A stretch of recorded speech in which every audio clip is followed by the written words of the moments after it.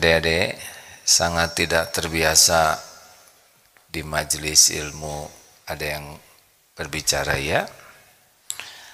Alhamdulillah Bapak Ibu yang baik, kita akan mencoba mengulas kembali. Sekali lagi mohon maaf kepada semua yang menyimak, karena sekarang musim santri baru, maka ada beberapa pelajaran standar yang harus dipahami kembali oleh santri yang sudah tahu, dikuatkan yang belum tahu semoga jadi tahu. Jadi di dalam surat Al-Hujurat ayat 13, A'udzubillahi minasyaitonirrajim. Ya ayyuhan nas inna khalaqnakum min dzakari wa unsa wa ja'alnakum su'uban wa qabaila lita'arafu inna akramakum 'indallahi atqakum innallaha 'alimun khabir. Benar begitu ya? Hai manusia. Nah, kalau biasanya ya ayyuhalladzina amanu, kalau ini manusia. Maaf. Jadi kita diciptakan bersuku-suku, berbangsa-bangsa agar saling mengenal, dan yang paling mulia di antaramu di sisi Allah adalah yang paling bertakwa. Jadi kita harus sangat siap kalau kita bergaul dengan sama manusia. Itu santri yang plat biru, ya silakan santri bergabung di sini. Semakin jauh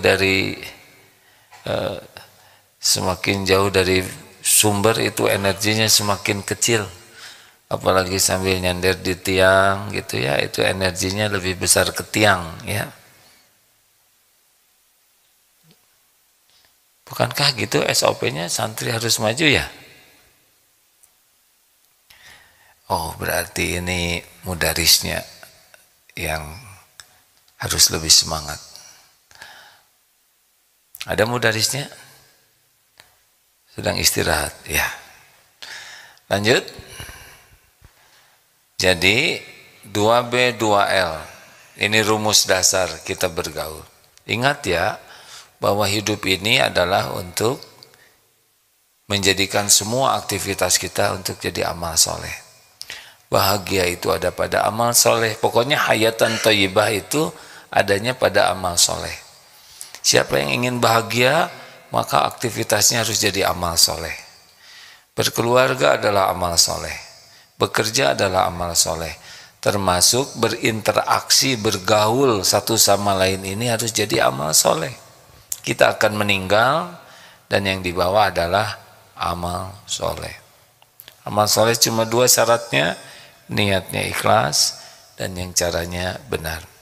Berikut ini adalah rumus yang kita coba terapkan di pesantren ini, 2B 2L. Ini teori, tapi kalau dipraktekkan insya Allah akan mengubah. Kita akan bahagia dengan kebersamaan kita. Ingat ya, bahwa orang itu diciptakan Allah punya kelebihan dan juga punya kekurangan. Yang sempurna hanyalah Rasulullah. Kita punya kelebihan, punya kekurangan. Orang lain begitu, kita pun begitu. Dan semuanya harus jadi apa? Jadi amal soleh. Mana yang kita bahas, orang lain dulu atau diri dulu? Diri. Maka kepada diri ini, kalau kita melihat kelebihan yang ada pada diri kita ini, maka kita harus yakin kelebihan apapun yang ada pada diri kita adalah min fadli rabbik. Ini adalah karunia Allah.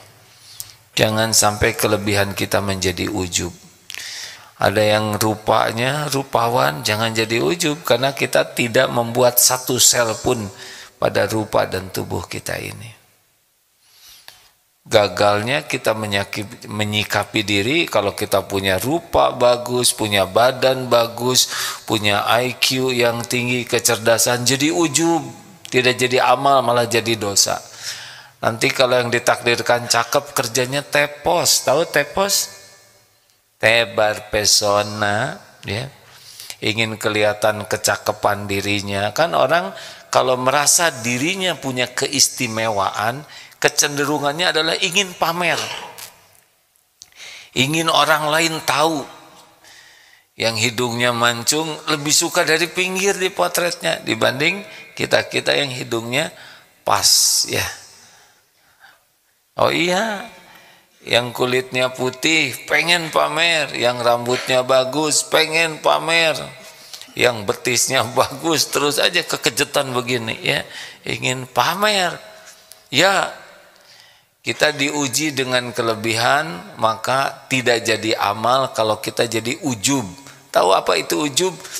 Jadi merasa diri, oh ini punya saya, ini kehebatan saya, kecantikan saya, kegagahan saya, kepintaran saya.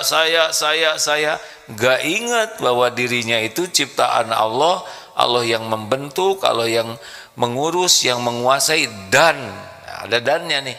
Dan setiap saat Allah bisa mengambil apa yang Allah titipkan ini. Yang pintar sekejap dibikin blow on bisa, yang kulitnya mulus sekejap dibikin kerodok bisa, gampang sekali.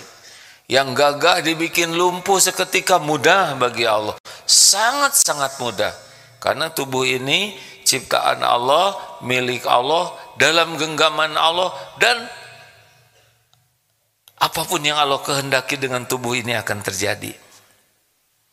Jangan ujub, nanti kita tidak disukai Allah. Dan jangan jadi sombong. Apa bedanya ujub dengan takabur? Kalau dengan sombong jadi suka meremehkan orang, jadi merendahkan orang lain. Misalkan ada tinggi, wah tingginya 100 berapalah terserah. Lihat teman-teman tuh gini-gini aja terus, ya, pendek maksudnya. Jangan, hadirin. Saudara belum nyobain nikmatnya jadi orang mungil, ya. Ada kelebihan kekurangan, padahal ada hikmahnya. Jangan juga jadi dengki, lihat yang lebih bagus jadi dengki, padahal sama-sama ciptaan Allah semuanya. Kalau kita berbuat baik bagaimana? Nah, kalau kita takdirnya punya kebaikan, punya jasa, maka lupakan. Jangan merasa diri berjasa. Karena sebetulnya kalau kita nolong orang, yang asli itu adalah Allah nolong orang itu dan kita jadi jalan. Maaf ya, seperti sekarang ini ya, kalau toh ceramah ini ada manfaatnya, maka sebetulnya Allah lah yang menghendaki manfaat itu sampai kepada yang menyimak, dan yang bicara ini diuji jadi jalan. Kalau jadinya ujub, jadi baik kan? Saudara jadi baik kan gara-gara dengar ceramah saya, udah langsung hilang pahalanya. Ini masjid yang saya bangun, langsung hilang pahalanya. Karena jadi merasa saya, padahal masjid ini sudah tertulis di Lauh Mahfudz sebelum kami diciptakan yang bangun Darut Tauhid. Kami yang di Darut Tauhid ini adalah orang-orang yang diuji oleh Allah terwujudnya apa yang Allah rencanakan. Jadi tidak boleh merasa berjasa. Ini para ustadz di Darut Tauhid, guru-guru, kalau nanti santri-santrinya ada yang sudah besar dan sukses dan kita jadi orang yang sudah tua, oh itu menteri lulusan Darut Tauhid, kita nggak usah ujub. Itu menteri itu dulu murid saya, nggak usah disebut-sebut. Karena bukan karena kita yang ngajar mereka jadi pejabat, jadi menteri, jadi kiai. Bukan kita yang ngajar, kita memang ngajar, bukan jasa kita, gitulah. Halo? Jelaskah ini kepada para ustadz, kiai di Darut Tauhid, kalau nanti ini, oh itu hafal Quran, itu murid saya, Mungkin boleh menyebut begitu ketika ini muridnya siapa ditanya murid. Tapi kalau itu berprestasi ya nggak usah nebek. Tahu nebek? Nebeng beken. Dah, alhamdulillah. Katanya bapak dulu gurunya ya. Oh iya, tapi lah saya sih cuman ngajar sedikit dan sebentar. Jadi jangan seakan-akan kalau orang jadi sukses, jadi apa, seakan-akan itu jerih payah kita. Enggak. Itu Allah yang menghendaki kita diuji jadi jalan percikan ilmu. Jangan suka ngaku-ngaku jasa ya. Halo? Setuju? Bukan kita yang berbuat baik, aslinya adalah Allah yang berbuat baik kepadanya dan kita dijadikan jalan ilmu, jalan rizki, jalan pertolongan, jalannya itu jalan saja.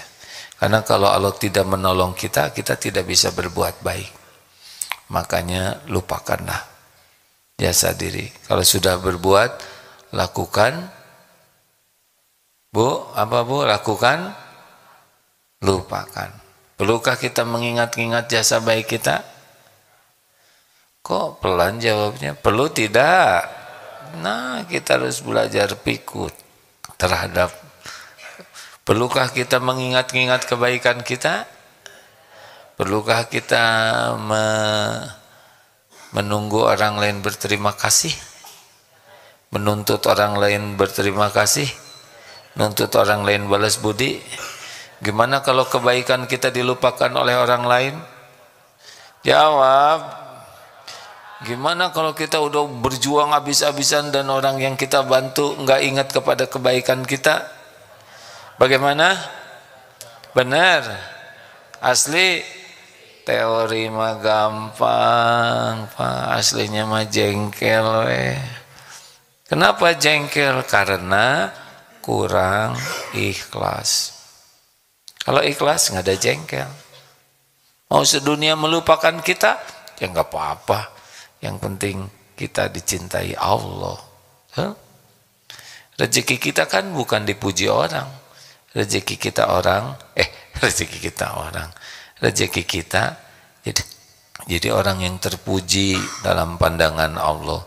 Sesudah kita terpuji dalam pandangan Allah, terserah apakah Allah mau membuat orang memuji kita atau tidak. Tapi Allah suka ke kita, udah pol, udah segala-galanya.